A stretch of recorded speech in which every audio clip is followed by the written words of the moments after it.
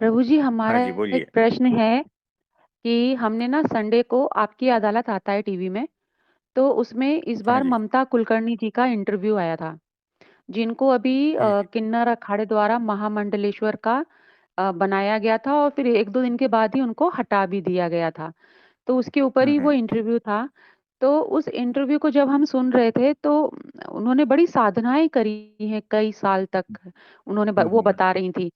पर प्रभु जी उसमें उनकी एक लाइन थी जो हमको हिट कर गई, तो हम उसी लाइन के बारे में आपसे पूछना चाहेंगे कि हम्म, उनकी एक लाइन थी कि मैंने साधना करके प्रचंड चंडी को अपने सामने प्रकट होने के लिए विवश कर दिया।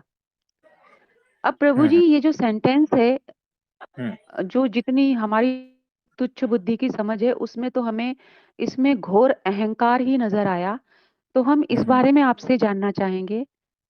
धन्यवाद प्रभु जी। हाँ जी, तो देखो, कभी भी कोई भी साधना अपने मन से करते हो ना, तो वो साधना आपको अहंकार तक ले जाएगी। और अहंकार इतना भयंकर रूप से बड़ा होता जाएगा ना कि इस अहंकार को मिटाने का अब कोई उपाय नहीं। और ये अहंकार आपको जन्मों जन्म भटकाएगा। और ये जो सिद्धियां है ना, वो भी आपको अनंत जन्मों तक बहुत पीड़ा देगी। तो ये जो कह रहे हैं ना कि हमने वो जो माता जी को अपने सामने प्रकट होने के लिए विवश कर दिया, यानी क्या किया ये? यानी आप जो है साधना के बाद अहंकार घटना चाहिए, उसकी जगह पे ये बढ़ रहा है। और ये शिष्यत्व यहाँ पर नहीं है, ये अहंकार की साधना है, ये शक्ति की साधना है। इसमें ये सारा कुछ होना है। देखो, जो सही साधना होती है ना, उसमें कैसा होता है कि अगर मेरे अंगूठे में से प्रकाश निकलता है और उस प्रकाश में मैं परमात्मा का और मेरे गुरु का दर्शन कर रहा हूं, यानी क्या हुआ? मेरी इतनी सिद्धि हो गई है, फिर भी मैं यही कहता हूं कि ये जो प्रकाश निकल रहा है ना, वो मेरे गुरु और परमात्मा की वजह से है। यानी आप जब साधना करते हो, चाहे भक्ति मार्ग में हो, कोई भी मार्ग में हो, जब आप उपासना करते हो अपने इष्ट देव की, तब सिद्धियां आती ही है।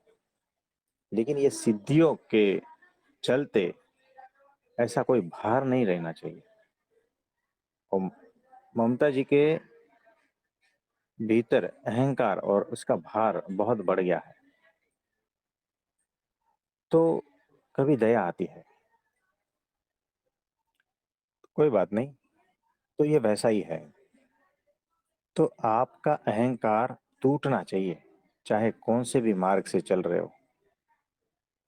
आप समझे?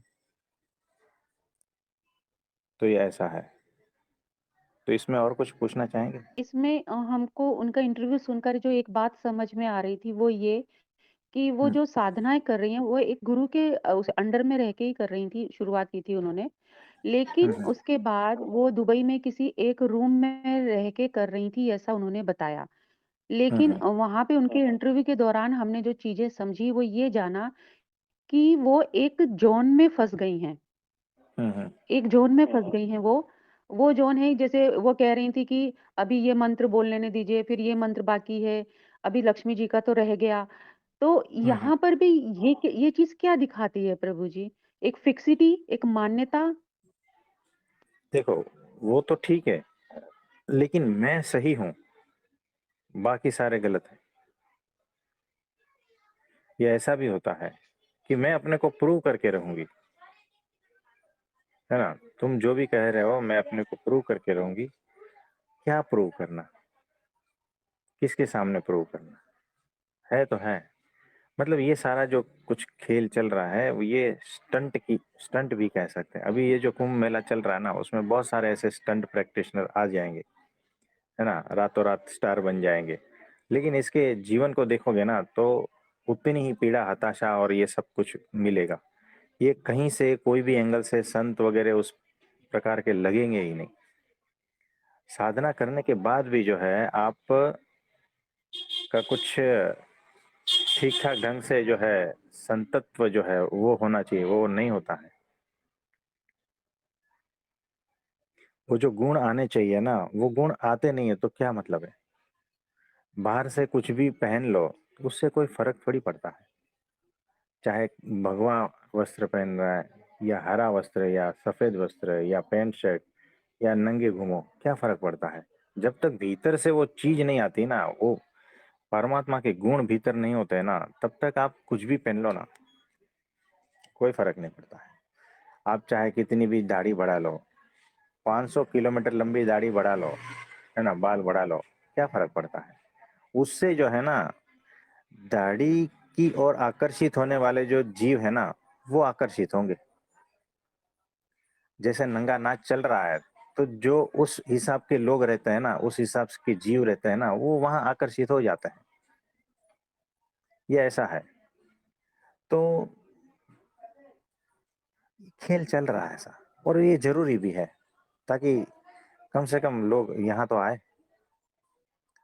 तो परमात्मा ने सब कुछ सब जगह पे सही सही चीजों को रखा है ना, तो ये भी जरूरी है। ये स्टंट प्रैक्टिस भी जरूरी है। तो बहुत सारे ऐसे घूम रहे हैं, है ना, तो कोई बात नहीं। और कुछ पूछना चाहेंगे? हाँ जी, प्रभु जी, कबीरदास जी की एक लाइन है कि हम्म। हमें मिला जियावन हारा, हम्म। हम ना मरी हैं संसारा। तो प्रभु जी, हम्म। इन लाइनों में कबीरदास जी ने बहुत ही स्पष्ट शब्दों में बताया है कि मैं नहीं मरूंगा, मरेगा मेरे भीतर का संसार। हम्म। लेकिन ये जो ममता कुलकर्णी जी का हमने इंटरव्यू सुना, उसमें हमें तो यही दिख रहा था कि उन्होंने अपने भीतर एक और बड़ा अहंकार का संसार बना लिया। हाँ, और उसके एग्जैक्ट। अंदर ही वो अपनी ही गुफा के अंदर कैद हो गई हैं, दिमाग की गुफा के अंदर। और उसके बाहर ना वो कुछ समझने की कोशिश कर रही थी उस इंटरव्यू में, ना कुछ वो बस अपना ही बोले जा रही थी, अपनी ही भक्ति, अपना ही साधनाओं के बारे में वो खाली बताए जा रही थी, मैंने ये किया, मैंने वो किया, मैंने ऐसा किया, मैंने वैसा किया।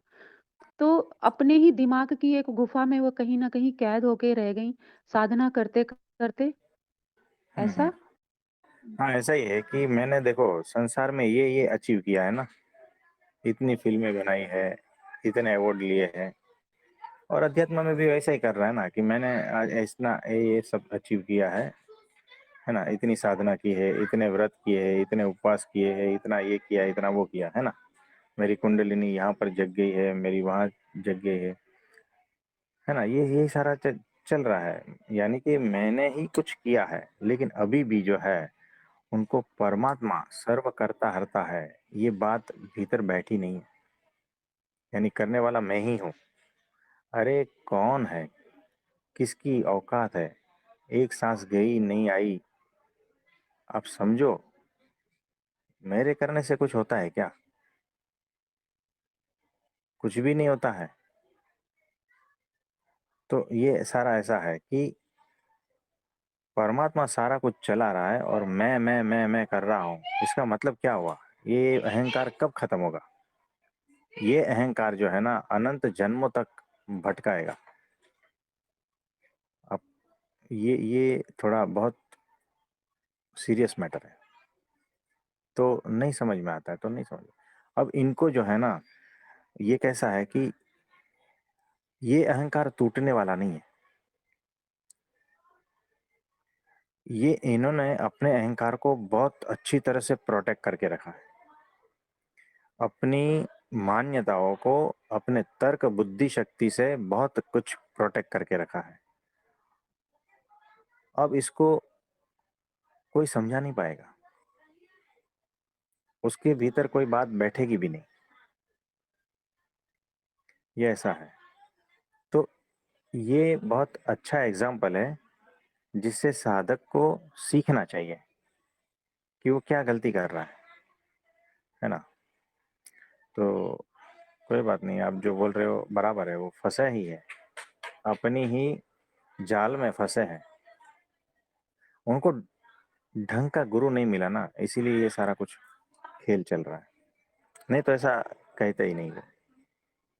आपको कोई भी एंगल से लग रहा है कि वो संत जैसा कुछ गुण है उसमें, साधक जैसा नहीं, कोई गुण है उसमें?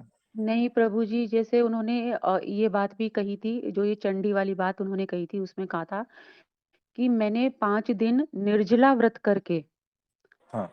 प्रचंड चंडी को अपने समक्ष प्रस्तुत होने के लिए, प्रकट होने के लिए विवश कर दिया। तो हम्म, हम हँस पड़े और हम्म, हमने हँसते हुए कहा, हमने भी तो किया है, हम तो ना प्रकट कर पाए भगवान को अपने आगे। तो हम्म, हमको हँसी आ रही थी प्रभु जी ये सेंटेंस सुन के, क्योंकि कितने सारे भक्तों को, साधकों को हम लोग जानते हैं जो 5-5 दिन क्या कितने-कितने दिन निर्जला व्रत करते हैं, एक कमरे में बैठ के नहीं करते हैं प्रभु जी वो। वो हम्म, अपने दैनिक दिनचर्या के सारे काम, अपना करियर, छोटे-छोटे बच्चे, अपना स्कूल, हम्म, अपना करियर, अपना सब कुछ करते हुए 5-5 दिन का निर्जला खेल-खेल में कर जाते हैं और उनके भीतर इसका भाव भी नहीं होता कि मैंने कितना बड़ा चीज़ करी है, वो ये भाव तक नहीं रखते हैं। और यहाँ पे वो ये बात कह रही थी तो वाक़ई ये हमें हँसी आई इस बात को सुन के, और हमें किसी भी तरीके से एक साधक के गुण नज़र नहीं आए उसमें, इन बातों हाँ। में। मतलब अगर उन्होंने देखा होता ना कि यहाँ हजारों लोग हैं ऐसे करते हैं जिसको इतना अभिमान भी नहीं है, मतलब कुछ है ही नहीं, क्योंकि वो अपने गुरु को सिर्फ प्रसन्नता के लिए ही कर रहे हैं। यहाँ पर अहंकार नष्ट हो जाता है और वहां पर अहंकार बहुत बढ़ जाता है। तो ये बात है। तो ऐसी बात है। तो ममता जी को प्रणाम करें। हाँ जी, प्रभु जी, उनको बहुत-बहुत हाँ जी। प्रणाम, और उनके लिए प्रार्थना भी करते हैं कि सही हाँ मार्गदर्शन जी। मिले और वो अपने दिमाग की गुफ़ा से बाहर निकल पाएँ। हाँ जी। हाँ जी।